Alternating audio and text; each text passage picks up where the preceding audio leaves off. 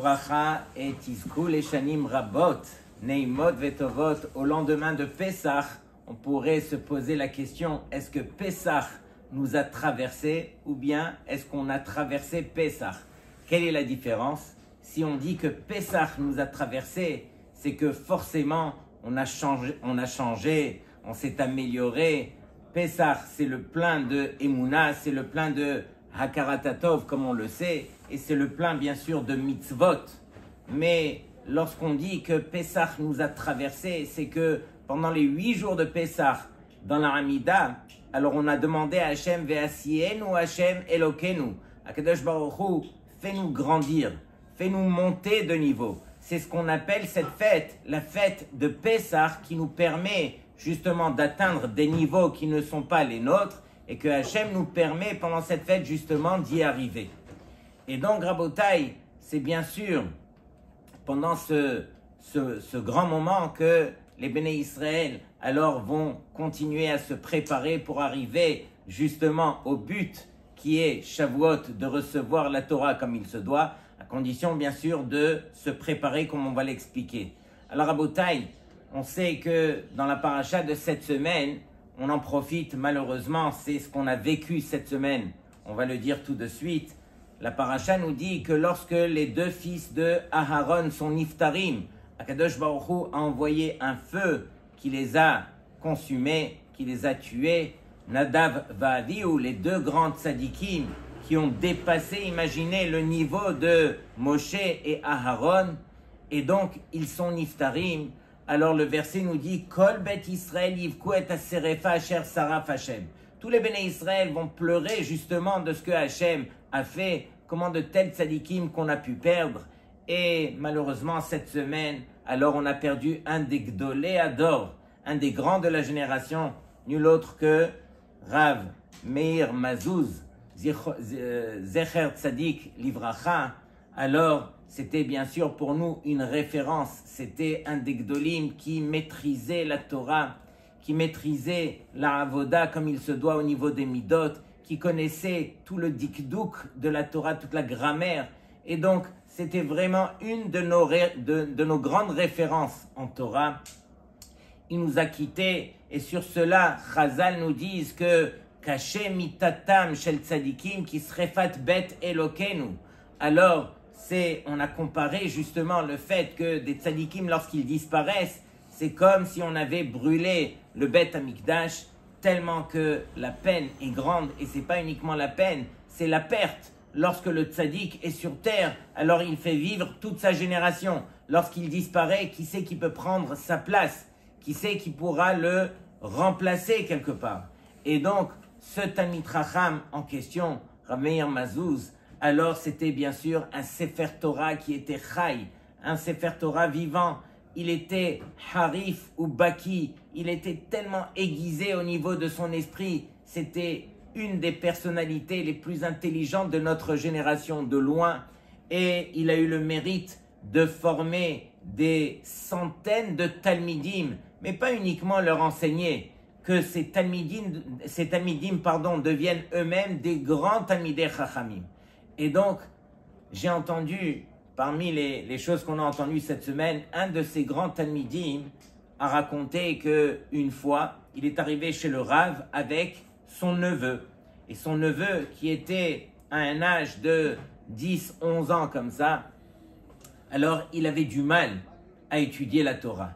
Il n'aimait pas ça et pour lui c'était très difficile. Et donc, il a emmené son neveu chez le Rav, chez Rav Meir Mazouz, et il lui dit, Kvod Harav, est-ce que vous pouvez lui parler? Bien sûr. Et donc, il a pris l'enfant et il lui dit, écoute-moi bien, que tu saches, à mon âge, alors j'ai beaucoup de mal à étudier. C'est très difficile. Mais je me rappelle qu'à ton âge, alors j'avais toute ma tête, j'avais toute la force comme il se doit. Et donc, je m'étais mis à étudier le Tanakh. Comme on le sait, il y a 24 livres dans le Tanakh. Et donc, il étudiait au point de maîtriser tout le Tanakh. Et il lui dit, regarde, ce que j'ai étudié lorsque j'étais jeune à ton âge, je m'en rappelle jusqu'à aujourd'hui. Si tu veux, prends ce livre. Il lui a donné un livre du Tanakh et il lui dit, ouvre par hasard là où tu veux et tu me cites ne serait-ce qu'un mot du pasouk et je vais te compléter le pasouk, je vais te donner même les points, les virgules, les annotations et même les teramim. Et donc, l'enfant, il entend cela et il dit, allez, on y va. Il a pris le Tanakh, il a commencé à l'ouvrir et il cite un mot du pasouk. Et comme le Rav a dit, alors il lui complète le pasouk, il lui donne les annotations, il lui donne les teramim et il a fait 3-4 fois comme ça. Et après, l'enfant, il était heureux de voir une chose pareille. Et donc, le Rav ne s'est pas arrêté là. Il lui dit, regarde, tu vas venir me voir plusieurs fois, on va étudier ensemble. Et donc, quelquefois, alors, cet enfant venait de lui-même et le Rav le recevait. Quand il le recevait, il lui disait, regarde, on va étudier ensemble, mais c'est toi qui vas prendre ma place, c'est toi le Rav, et c'est toi qui vas m'enseigner, et moi je vais t'écouter. Et donc, le Rav lui cédait sa place, et il s'asseyait en face de lui. L'enfant prenait la place du Rav, il prenait le livre, il lisait, c'est le Rav qui lui expliquait, et ils ont fait ça quelquefois, et voici que l'enfant, bien sûr, ça lui a tellement inculqué de Yirat Shamayim, tellement de grandeur, que cet enfant, ça y est, il est retourné au Talmud Torah comme il se doit, et il a étudié, et il a grandi, et il a aimé l'étude de la Torah. Bien sûr que on passe des périodes, des fois, qui sont difficiles, mais c'est pas pour autant que si on surmonte ces périodes, et on surmonte les difficultés, alors on y arrivera. Et ce Rav, c'était l'emblème justement de celui qui arrivait à surmonter les difficultés. Il nous montrait c'était quoi la grandeur en Torah. Maîtriser toute la Torah comme lui la maîtrisait, alors c'est ce qu'on a perdu. Chaval al de'avdin, chaval sur ce qu'on a perdu et qu'on ne pourra jamais retrouver. Et lorsqu'on disait que Pessah, c'est aussi le plein de mitzvot, il faut bien comprendre à Botaï que veut dire les mitzvot. On raconte une fois qu'il y avait un avrer qui suppliait sa femme, c'était le cas de le dire, suppliait sa femme de lui faire les courses. Mais sa femme, qui voulait tellement voir son mari grandir, alors elle lui a enlevé justement ce rôle d'aller faire les courses. Reste au kollel, étudie, deviens Talmid Chacham. Mais avec les années, les enfants, l'avrer il lui dit non chérie, c'est à moi aussi de t'aider. Sache que dans ma route au kollel, il y a un vendeur de fruits et légumes. Vraiment, ça ne me dérange en rien. Et donc, il a tellement insisté qu'elle lui a dit, ok, je t'ai mis la liste de ce qu'il faut acheter. Tu la trouveras dans ta veste et tu iras acheter les fruits et légumes. Il arrive au marché, il trouve la liste, il la prend et il lit, achète-moi s'il te plaît 5 verts et 3 rouges. Et donc, il dit quoi, 5 verts et 3 rouges? Je ne connais pas les codes. Il appelle sa femme, chérie, excuse-moi, 5 verts, 3 rouges. Elle lui dit, mais oui, 5 concombres et 3 tomates. C'est simple. Et donc, il dit, ah oui. J'avais juste besoin que tu me le confirmes. Et donc, il lui achète, il lui ramène. Le lendemain, la même chose, il retrouve la liste et il va au marché. Et donc là, il voit, elle veut 4 oranges, elle veut 3 marrons et 2 blancs. Et là, il a un doute encore une fois, il se demande, mais qu'est-ce que je fais? Il rappelle sa femme, chérie, comme hier, s'il te plaît, juste dis-moi. Alors elle lui dit, mais je t'ai demandé des carottes, des pommes de terre et des oignons blancs. Et donc, il lui dit, ah oui, c'est évident. 3e jour, la même chose. Il prend la liste et il lit, je veux 5 noirs et je veux aussi des verts, mais pas trop verts. Et donc, là, il n'en peut plus, il craque, il appelle sa femme et il lui dit, mais chérie, j'en ai marre un petit peu de ces codes-là, dis-moi exactement ce que tu veux, je vais les acheter. Et donc, elle lui dit, mais tu crois vraiment que j'ai besoin de toi pour faire les courses? Si j'ai besoin de faire les courses, je les fais moi-même. Ce que j'attends de toi, c'est ton coup de fil. Le coup de fil que tu fais de m'appeler me montre combien alors tu gardes le lien avec moi. Et donc, Rabotai, cette histoire, c'est une vraie histoire, mais elle reflète les mitzvot. Akadosh Baruch Hu, lui, quelque part, il vient nous dire le nombre de mitzvot que vous allez faire. Quelque part, alors, j'en ai rien à faire. C'est-à-dire que ne croyez pas que vous allez me faire plaisir par le nombre de mitzvot que vous faites. Moi, tout ce que j'attends de vous, c'est le lien que vous allez créer avec moi au travers des mitzvot que vous faites. Donc tout ce que Hachem il attend de nous, c'est pas réellement les mitzvot, mais c'est le kesher qu'on va créer avec lui. Plus on tient à Hachem grâce aux mitzvot, et plus on lui montre le kesher qu'on a avec lui. On l'appelle et on tient à Hachem. S'il te plaît Hachem, quand je prie, alors j'ai toute ma tête, toute ma kavana au moment de la tfila, et ainsi de suite avec tout le reste des mitzvot. C'est montrer combien on a de kesher avec Hachem. Donc ça, c'était la parenthèse justement pour le plein de mitzvot qu'on fait à Pessah. Et donc, Rabotai, Parashat Hashavua, Parashat Shemini. Je vais commencer par un des psukim les plus importants qui se trouve à la toute fin de la parasha. Une fois que Akadosh Baruch Hu nous a ordonné justement les choses qui sont permises et interdites de manger, alors Akadosh Baruch Hu, il termine la parasha en disant Ki ani Hashem, car moi je suis Hashem, Hamma'ale etrem me'eretz Mitzrayim. Hamma'ale etrem, qui vous a fait monter me'eretz Mitzrayim de l'Égypte, liyot lachem Elohim, vihitem kedoshim ki kadosh ani. Et donc Hashem, il vient et il emploie un terme qu'on n'a jamais vu auparavant.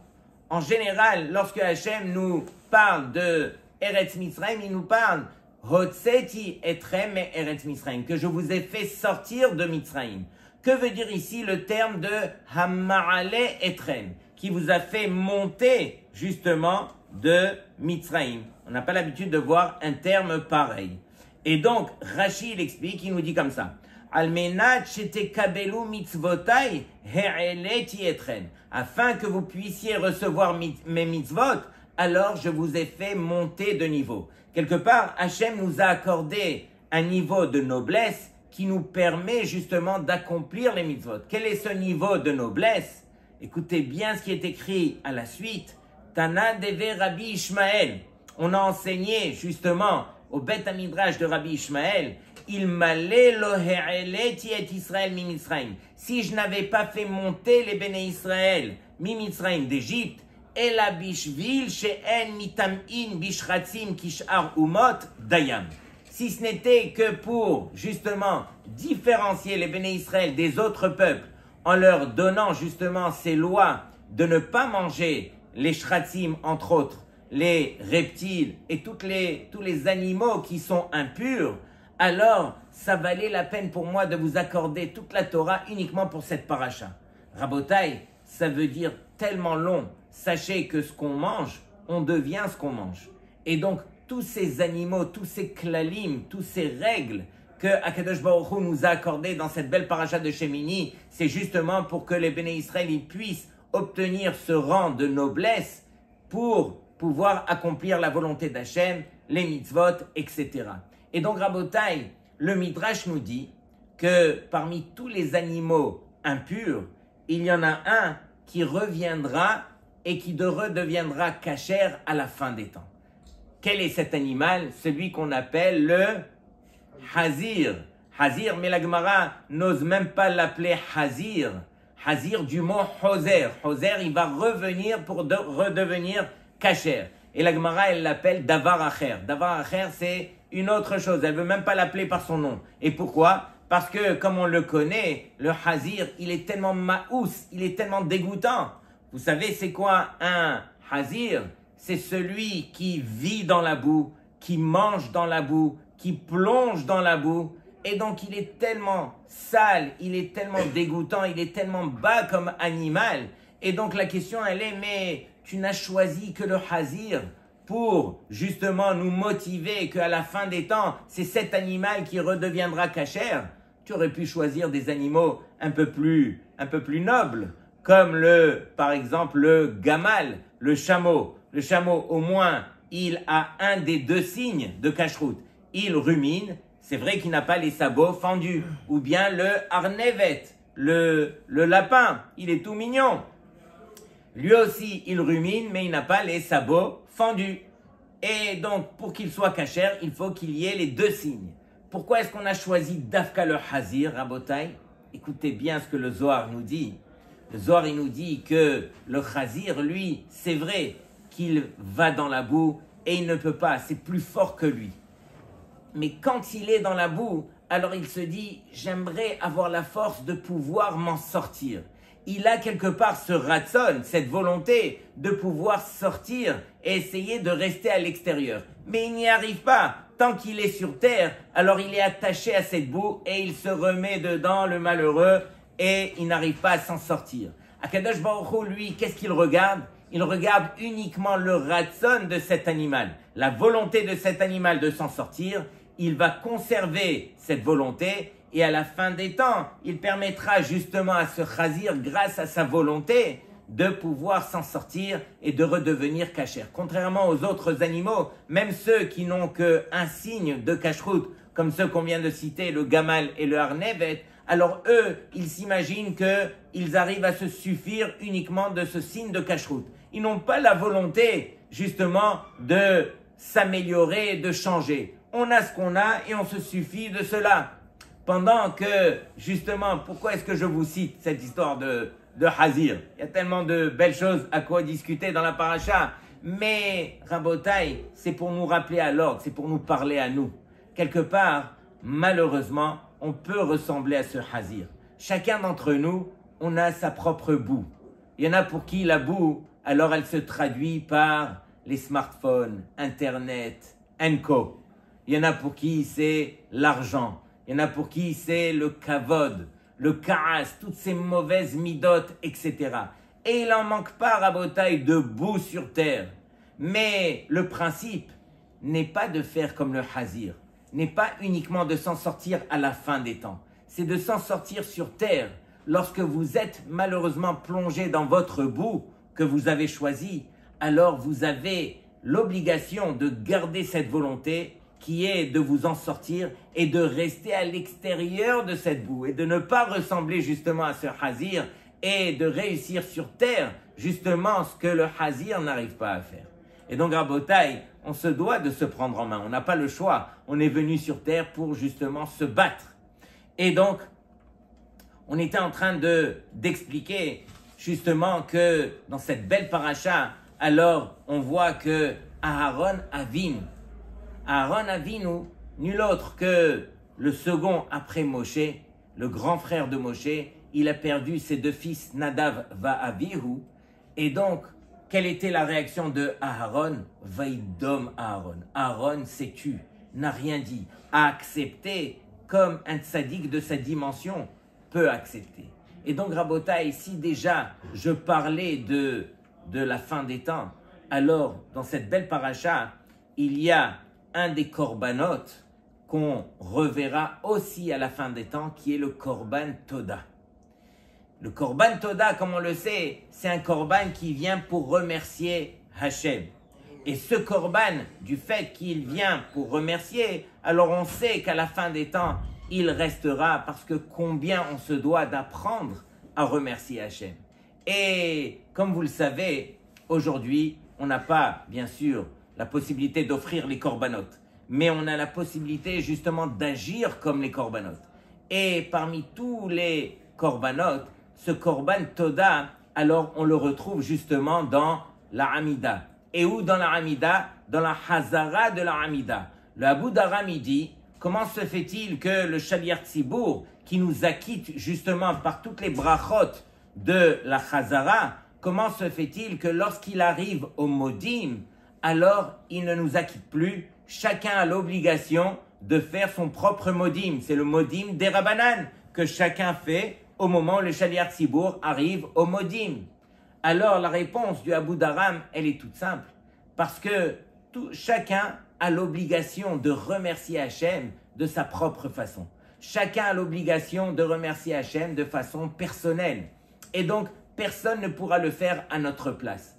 Lorsqu'on arrive à Modim, lorsqu'on arrive à remercier, reconnaître Hachem, alors c'est uniquement la personne elle-même qui convient de le faire.